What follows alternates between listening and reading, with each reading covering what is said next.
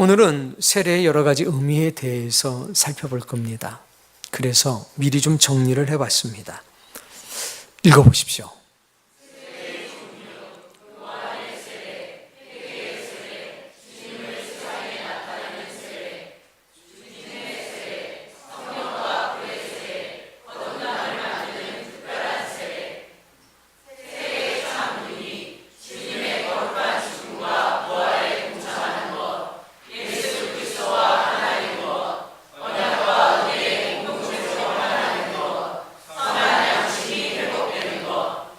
세례의 종류에는 두 종류가 있습니다.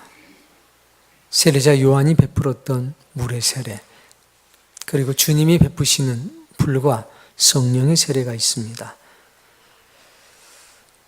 그래서 우리는 요한의 세례를 성경을 통해 살펴보니 요한의 세례는 두 가지 의미가 있었습니다. 그 첫 번째는 회개의 세례입니다. 마태복음을 통해서 세례자 요한은 이런 고백을 합니다. 나는 너희로 회개하게 하기 위하여 물로 세례를 베풀거니와 라고 말을 했습니다. 회개를 만들어내기 위해서 세례를 주었다는 겁니다. 그래서 세례자 요한이 세례를 줄 때는 전부 다 죄에 대한 고백이, 그리고 자백이, 그리고 그것에 대한 회개가 수반이 됐었습니다. 동시에 요한은 요한복음 1장을 통해서 이와 같이 증거했습니다. 따라 읽겠습니다. 나도 그를 알지 못하였으나 내가 와서 물로 세례를 베푸는 것은 그를 이스라엘에 나타내려 함이라. 두 번째 세례의 목적을 얘기한 겁니다. 내가 물로 세례를 베푸는 것은 그리스도를 이스라엘 가운데 나타내기 위해서 세례를 베푸는 것이다 라고 세례자 요한이 스스로 말했습니다. 그래서 세례 요한의 두 번째 세례의 의미는 주님을 세상에 나타내는 세례입니다. 이것이 물로 세례를 베풀었던 세례자 요한의 두 가지 세례의 의미였습니다. 첫째는 회개의 세례, 두 번째는 주님을 세상에 나타내는 세례였습니다. 그런데 세례자 요한은 마태복음 3장에 이어서 말했습니다. 내 뒤에 오시는 이는 나보다 능력이 많으시니 나는 그의 신을 들기도 감당하지 못하겠노라. 그는 성령과 불로 너희에게 세례를 베푸실 것이요. 그러니까 예수 그리스도는 세례자 요한보다 능력이 많으시기 때문에 물이 아니라 불과 성령으로 세례를 주실 것이라. 그래서 예수님의 세례를 성령과 불의 세례라고 말씀합니다. 성령과 불의 세례는 거듭남을 만드는 특별한 세례입니다. 불과 성령의 세례를 잊게 되면 죽을 것이 죽지 아니함을 잊게 되고 썩을 것이 썩지 아니함을 잊게 되고 죄의 종에서 의의 종으로 거듭나는 놀라운 역사가 나타납니다. 그래서 성경은 사도들을 통해서 주님을 통해서 베풀어지는 불과 성령의 세례의 의미에 대해서 증언을 해 놓았습니다. 로마서 6장 3절의 말씀을 찾아서 함께 읽습니다.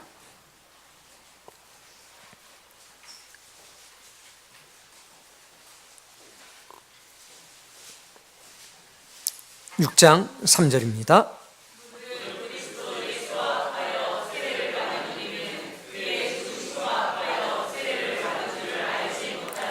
세례를 받는 사람들은 예수님의 죽음에 동참했다는 겁니다. 세례를 받는다는 것은 하나님 앞에, 교회 앞에, 세상 앞에 공적인 선언을 하는 겁니다. 나도 이제부터는 예수 그리스도의 죽음에 동참하겠습니다. 공적으로 선언하는 겁니다. 두 번째는 주님의 거룩한 죽음에 동참한 것처럼 주님의 거룩한 부활에 동참하는 특권을 누리는 것입니다. 골로새서 2장에는 이렇게 얘기합니다. 너희가 세례로 그리스도와 함께 장사되고 또 죽은 자들 가운데서 그를 일으키신 하나님의 역사를 믿음으로 말미암아 그 안에서 함께 일으키심을 받았느니라. 내가 세례를 받는다는 것은 예수 그리스도의 죽으심과 부활하심에 동참하는 특별한 권리를 얻은 겁니다. 동시에 그 죽으심과 부활하심에 공개적으로 참여하겠다고 선언하는 것입니다. 기억하셔야 됩니다. 세례는 머리에 물로 받는 것이 아니라 내 영혼에 성령의 불과 기름을 붓는 것입니다. 세례는 또 예수 그리스도와 하나가 되는 것입니다. 갈라디아서 3장 27절은 이렇게 말씀합니다. 따라 읽겠습니다. 누구든지 그리스도와 합하기 위하여 세례를 받은 자는 그리스도로 옷 입었느니라. 세례를 왜 받느냐? 주님과 하나 되기 위해서 받는다는 것입니다. 주님과 하나 되기 위해서 세례를 받으면 예수 그리스도께서 우리의 겉옷이 되어 주신다는 겁니다. 무슨 얘기입니까?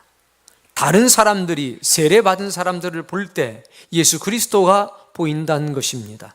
그리스도가 그들의 옷이 되었기 때문에 주님의 모습이 보이는 겁니다.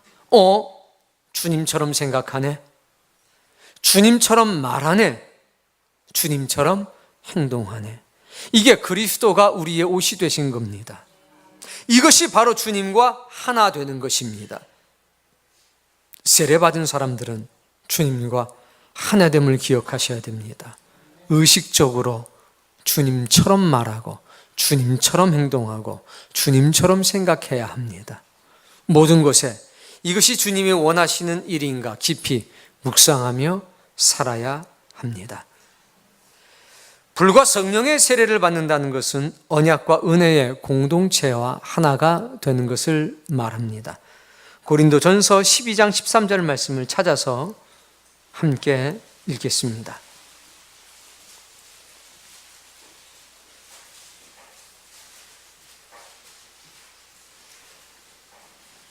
읽습니다.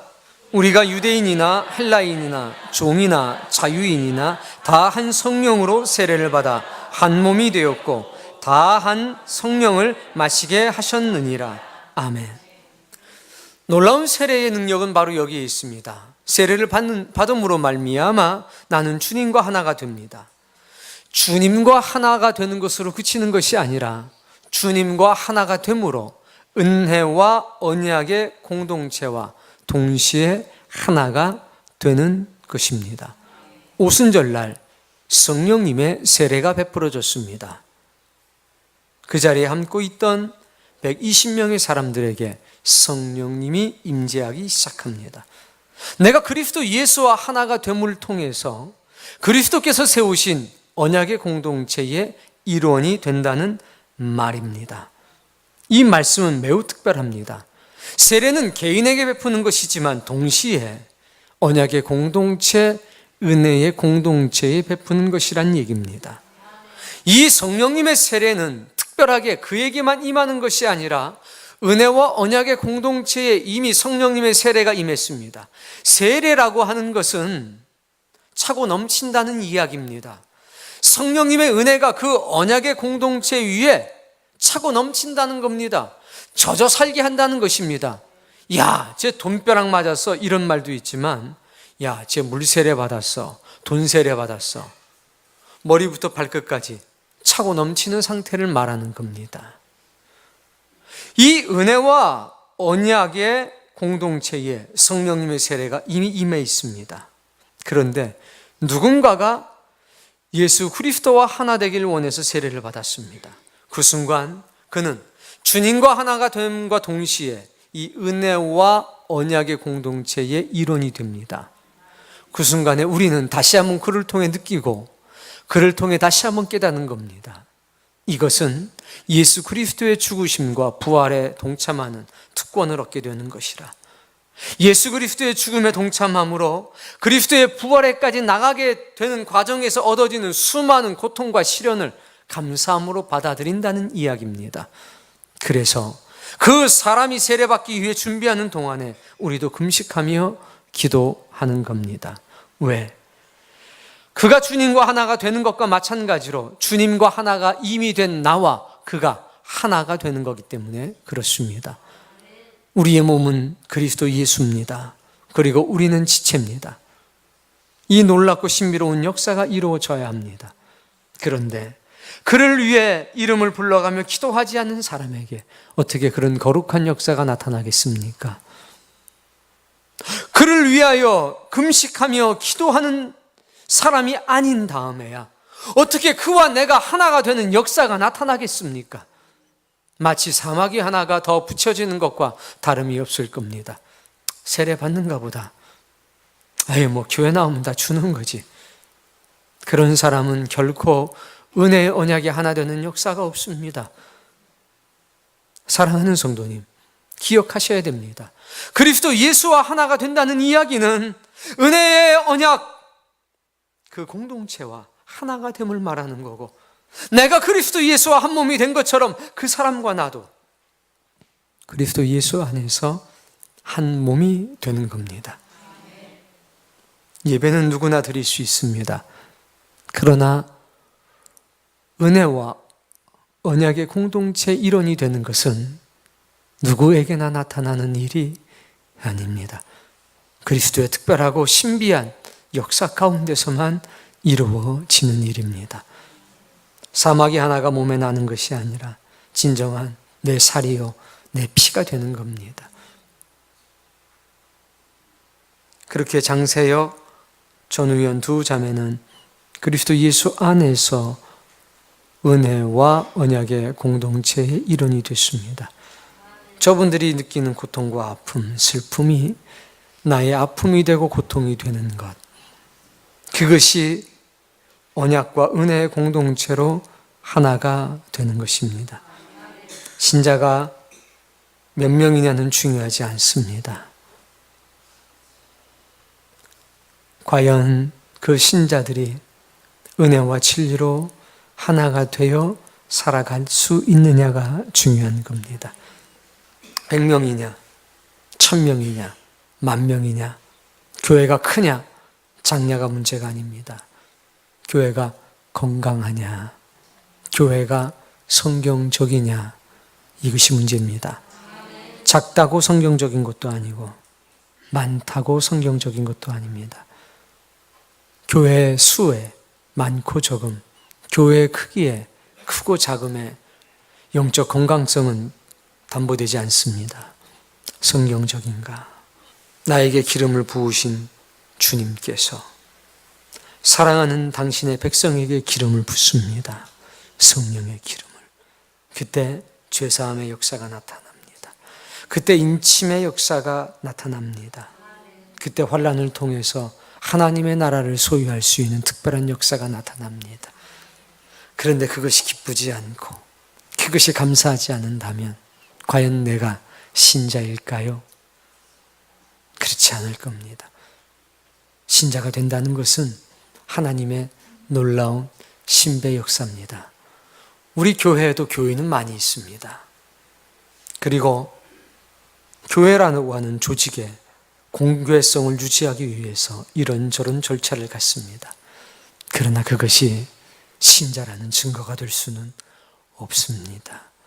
사랑하는 성도님, 교인이 아니라 신자 되셔야 합니다. 교파에 속한 사람이 아니라 십자가에 속한 사람이 되어야 한다는 것입니다. 교파, 교단, 교회는 하나님을 위해 존재하는 것이 아니라 어쩔 수 없는 육신을 입고 살아가는 우리를 위해 존재하는 것입니다. 보다 능률적으로, 보다 효과적으로 살아가기 위한 방편에 불과한 것입니다. 그러나 본질은 예수 그리스도께서 이 땅에 오실 때에 교파의 옷은 더 이상 필요가 없습니다. 그때는 교회라고 하는, 개교회라고 하는 그 옷은 더 이상 필요 없습니다. 주님의 양으로 그분 앞에 쓰게 될 것입니다. 그때 신실함을 그분께 인정받아야 되는 것이니, 사랑하는 성도님, 진리가 여러분의 영혼을 주장하고 신앙이 무엇인지 참으로 깨닫는 사람이 되시길 바랍니다. 산속에서도 주님 물론 믿을 수 있습니다. 어쩔 수 없는 환경 속에서 무인도에서 하나님의 거룩한 구원을 이룰 수 있습니다. 그러나 그것은 매우 특별하고 예외적인 상황입니다. 성경은 말합니다. 은혜와 언약의 공동체로 하나가 되는 것, 그것이 성령님의 세례의 참무입니다. 그래서 우리는 은혜와 언약의 공동체를 떠나선 살 수가 없고, 나보다 조금 못한 것 같고, 나보다 조금 부족한 것 같고, 나보다 성질머리가 더 안 좋은 것 같아도 하나님의 사람들과 함께 은혜를 나누며 살아가는 길 외에 다른 길이 없다는 사실을 분명히 아셔야 합니다. 그게 하나님의 세우신 진리의 법입니다. 우리가 유대인이나 헬라인이나 종이나 자유인이나 다 한 성령으로 세례를 받아 또 다 한 성령으로 마시게 되어 한 몸이 되었다. 이 은혜는 누구도 부정할 수가 없는 것입니다. 이 말씀으로 여러분의 영혼이 소성되어지고 여러분의 삶과 인생이 달라지기를 원합니다. 세례는 베드로전서 3장 21절의 말씀을 통해서 보면 선한 양심이 회복되는 것입니다. 물을 끼얹음으로 인해서 더러움이 있어지는 것이 아니라 하나님을 향한 선한 양심이 회복되는 것이 세례라고 했습니다. 물은 예수 그리스도께서 부활하심으로 말미암아 이제 너희를 구원하는 표니 곧 세례라. 이때의 세례는 물의 세례가 아니라 성령님의 세례입니다. 이는 육체의 더러운 것을 제하여 버림이 아니요 하나님을 향한 선한 양심의 간구니라. 여러분, 세례를 받음으로 죽었던 우리의 양심이 회복되는 것입니다. 하나님을 향한 선한 양심, 이것이 오늘 세례받은 두 분에게 회복되어지길 원하고 오늘 예배하는 모든 분들에게도 이 역사가 나타나기를 바랍니다. 세례를 받은 성도들의 삶은 놀랍게 변화되기 시작합니다. 그러나 이것이 모든 사람에게 나타나는 것은 아니라는 것을 오늘 성경은 보여줍니다. 오늘 성경 본문은 출애굽 시대의 상황을 역사적인 배경으로 하고 있습니다. 1절 말씀. 자, 알기를 원한다는 것을 강조한 겁니다. 이들이 누구냐면 성서시대에 살고 있었던 유대인들입니다. 성서시대에 예수님을 영접했던 사람들입니다. 지금으로부터 2000년 전의 사람들, 그들에게 말하는 겁니다. 나는 너희들이 분명히 알기를 원한다. 읽어보세요.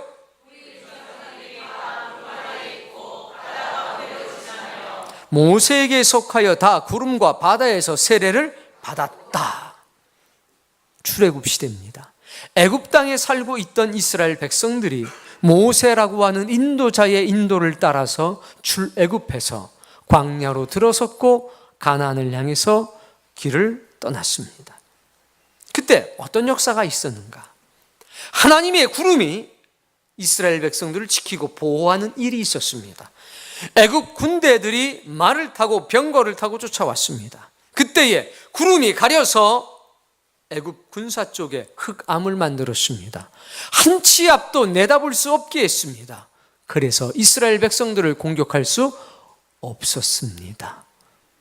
그때 다 구름 아래 있었다는 말입니다.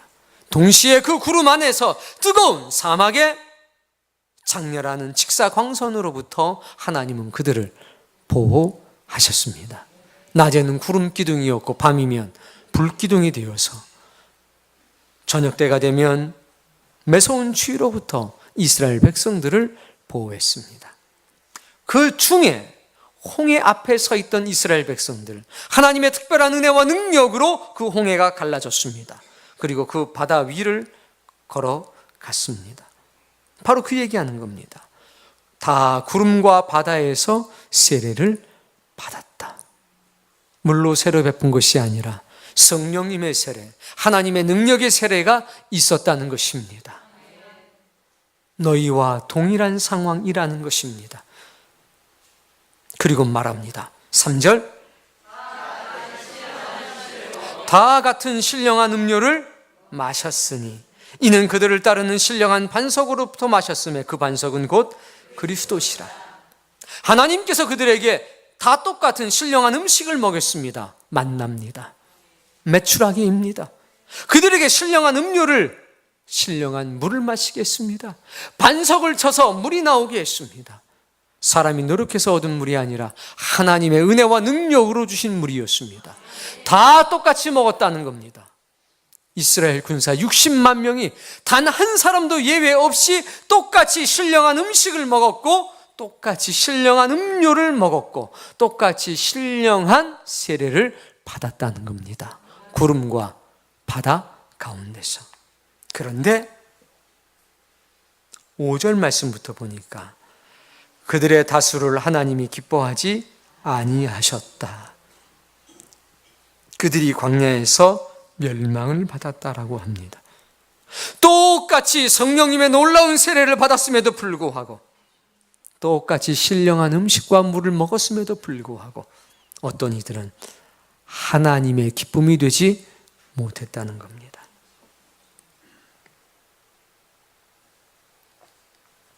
교인은 됐는데 신자가 되지 못했다는 겁니다. 이러한 일은 우리의 본보기가 되어 우리로 하여금 그들이 악을 즐겨한 것 같이 즐겨하는 자가 되지 않게 하려 함이니. 7절,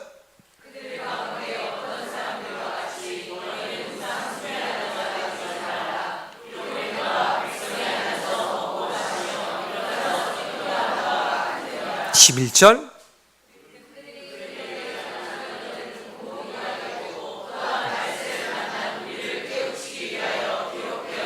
아멘.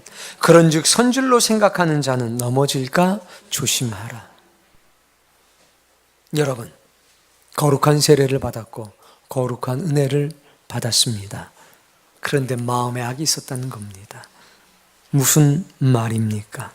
예수 그리스도의 죽으심에 동참해야 되는데, 즉 거룩한 헌신과 희생을 해야 되는데, 세례받은 그 사람들이 거룩한 희생과 헌신에 참여하지 않았다는 겁니다. 오히려 그리스도 예수께 요청했다는 겁니다. 내 생활의 편리함을 위해서 희생하시오. 하나님 도대체 뭐 하시는 겁니까? 예수님 도대체 뭐 하시는 겁니까? 내가 이토록 어렵고 힘들었는데 나를 도와주지 않고 도대체 무엇 하시는 겁니까? 이렇게 요구하고 요청했다는 겁니다. 예수 그리스도의 죽음에 동참할 마음이 없었다는 겁니다. 주님의 죽으심에 동참해야 주님의 부활하심에 참여할 수 있는데, 죽으심의 헌신과 희생에는 참여하지 않고 주님의 부활만 노리고 있었다는 겁니다. 참 안타까운 일입니다. 예수 그리스도가 하나됨이 목적이어야 되는데 그렇지가 않았다는 겁니다. 그리스도라고 하는 옷을 입고 살아야 되는데 자기라고 하는 옷을 벗지 않고 자기라고 하는, 자기 애라고 하는, 자기 에고라고 하는 옷을 입고 살았다는 것입니다. 주님처럼 생각하고 주님처럼 말하고 주님처럼 행동하는 것이 기쁨이 되어야 되는데, 주님처럼 사는 것은 힘드니 나를 용서해 달라고 자기 형편을 하나님께 아뢰고 자기의 처지를 하나님께 말하면서 좀 봐달라고 하면서 살았다는 것입니다. 거룩한 은혜의 공동체, 언약의 공동체와 하나가 되는 기쁨과 즐거움을 누리고 살아야 되는데 따로 살았다는 겁니다. 자기 혼자, 나 혼자서도 충분하다고 믿고 살았다는 겁니다. 그래서 은혜의 공동체와 언약의 공동체와 하나 되는 것을 싫어하며 살았다는 겁니다.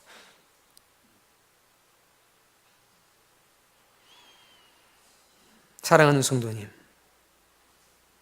선한 양심이 회복되어야 되는데, 그래서 항상 주님 앞에서 죄송합니다. 저는 죄인입니다. 저는 항상 부족합니다.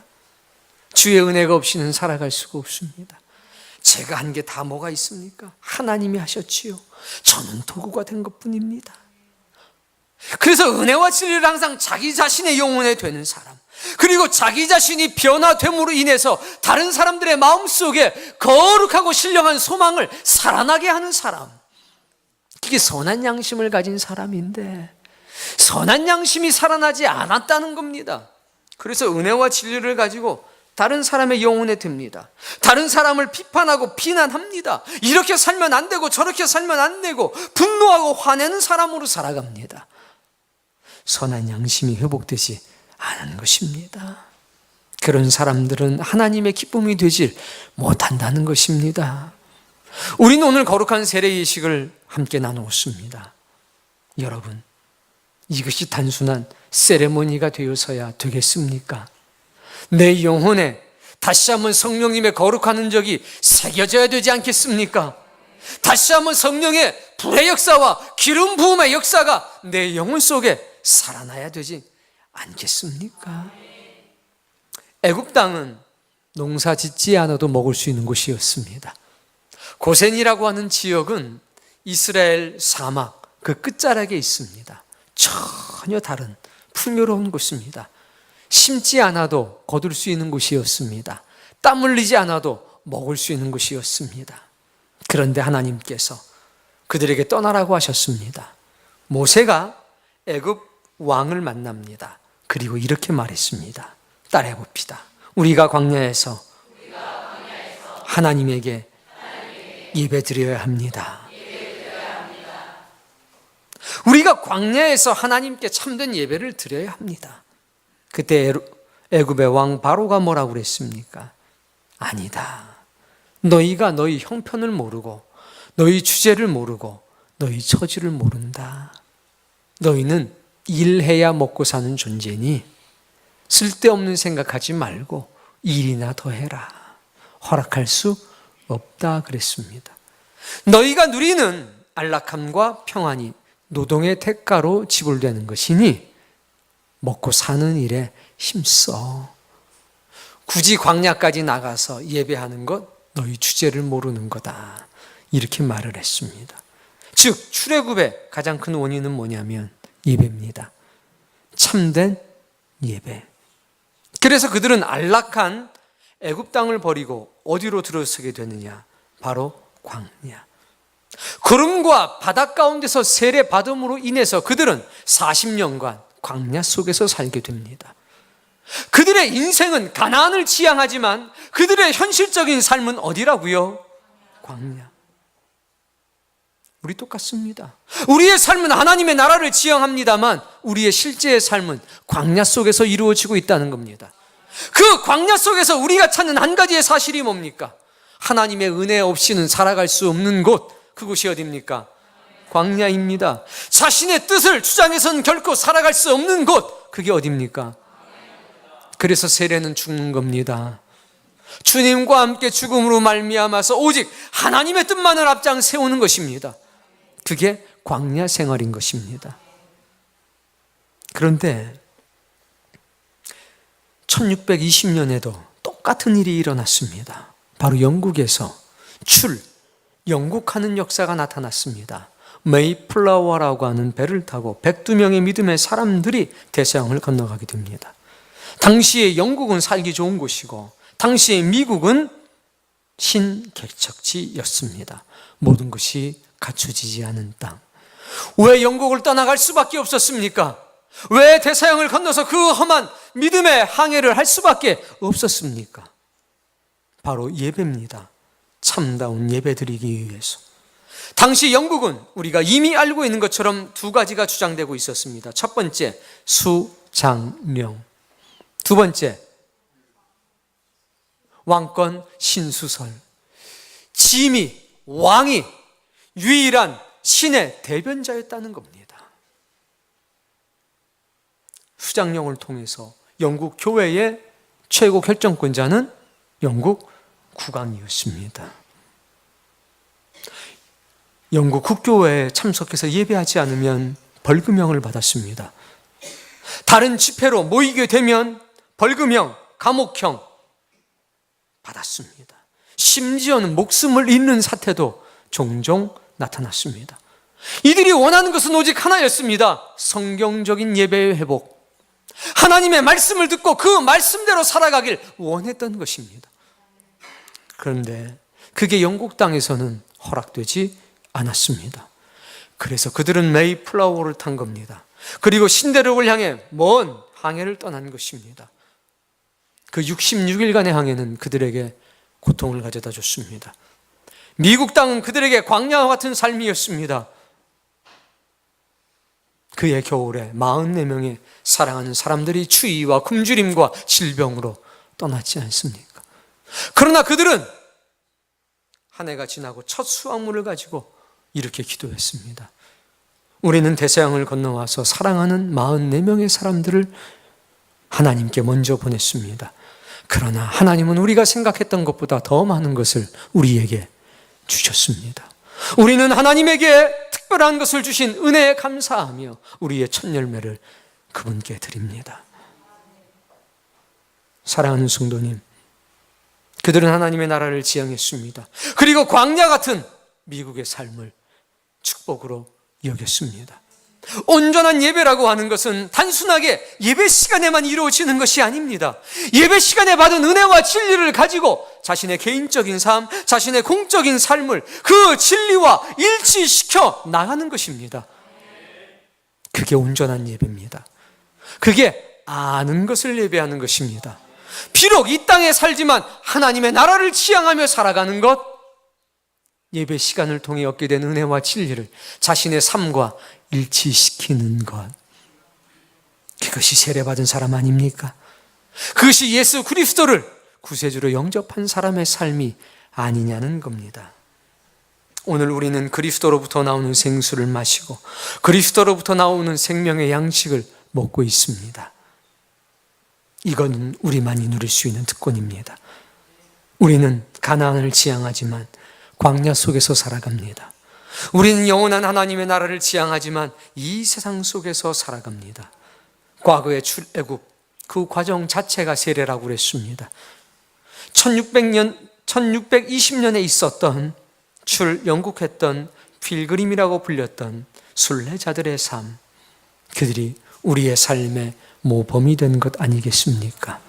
추수감사절은 곡물을 드리는 날이 아니라 우리의 생명을 하나님께 드리는 날임을 기억하셔야 합니다. 구름 아래에서 바다를 걸렸던 필그림들이 보입니까?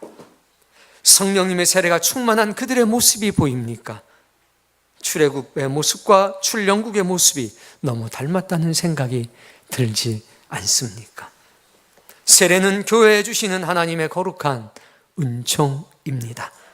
그리스도 예수의 공동체, 언약의 공동체, 은혜의 공동체가 되는 거룩한 의식입니다. 세상과 교회 공동체를 향한 거룩한 선언이고 외침입니다.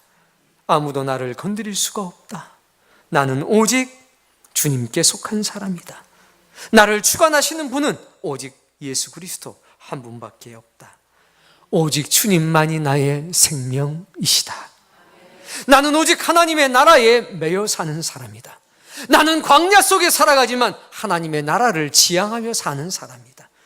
주님을 위하여 환난을 받는 것이, 주님을 위하여 고난을 받는 것이 나에게는 큰 기쁨이고 즐거움이다. 세례는 교회 나오면 주는 것이 아닙니다. 세례는 신자됨을 회복하기를 갈망하는 사람에게 베푸는 은총입니다. 세례는 자신의 생명이 하나님의 것이며 주님의 거룩한 죽음에게 동참하겠다고 선언한 사람에게 베푸는 은혜입니다. 주님께서 흘리신 그 귀한 언약의 피에 벅찬 감동을 안고 살아가는 사람들에게 베푸는 주님의 놀라운 은총입니다. 여러분, 주의 죽으심에 동참하셔야 합니다. 예수 그리스도의 남은 고난을 주님의 몸된 교회를 위하여 나의 육체에 채우노라. 저는 오늘 예배하는 모든 분들이 교인이 아니라 춘천에 있는 사랑의 교회의 교인이 아니라 예수 그리스도의 신자가 되기를 원합니다.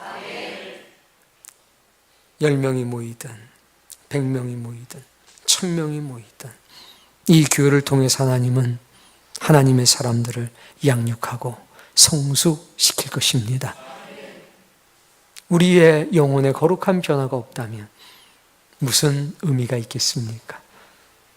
나 하고 싶은 일 하고 내 입맛에 맞는 일을 한다면 그것이 어떻게 광야의 생활이겠습니까?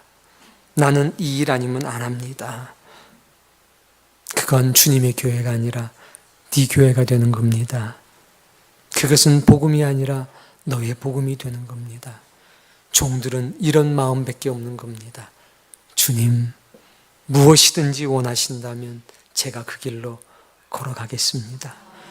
주님께서 동쪽이라고 한다면 저는 동쪽으로 걸어갈 것이요, 주님께서 배라고 말씀하시면 저는 오늘부터 노젓는 사람이 될 것이고, 주님이 산이라고 말씀하신다면 저는 등산가가 될 겁니다.